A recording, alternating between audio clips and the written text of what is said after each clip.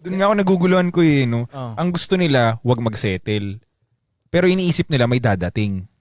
Hindi naman ako totally nag-expect. Kumbaga, bonus lang din naman din sa akin kung talagang in the future may... So, Ah. okay lang sa yung si tumandang Oo, okay lang dalaga? mag-isa. Hindi naman sa okay. Ang gulo natin. Oh, di ba? Ang gulo na, no? Kumbaga, bonus lang. Kumbaga, kontento pa kasi ako sa situation ko ngayon eh. Kumbaga, masaya ako sa stage ko na ganito. Kasi, minsan pagka may partner ka, syempre yung gastos nyo, yung parehas kayo mag-split ng bill. Tapos, madalas kayong lalabas. Yung mga gano'n, mas maganda yung aalaga mo muna yung self mo. Tapos, payaman ka muna mag-isa. Okay na yun eh. Diyan nga ako natatakot sa mga statement ng babae na yun. Feeling ko hindi nila naiintindihan yung ina-attract nila. Bakit? Kasi bibigay sa kanila yan eh. Ayun na nga eh.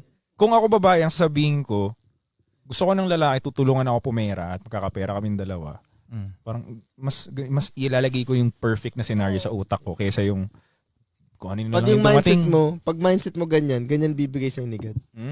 Ganyan iniisip mo eh. Ano ba sinabi niya? Ano ba sinabi niya? Parang kung Okay may lang dumating wala. lang, okay lang Oo. wala.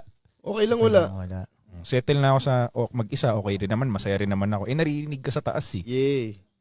Sinong uunahin niyang bigyan ng lalaki? Yung nang hihiling o yung sinasabi niyang okay lang na mag-isa siya? Oh, wag muna to.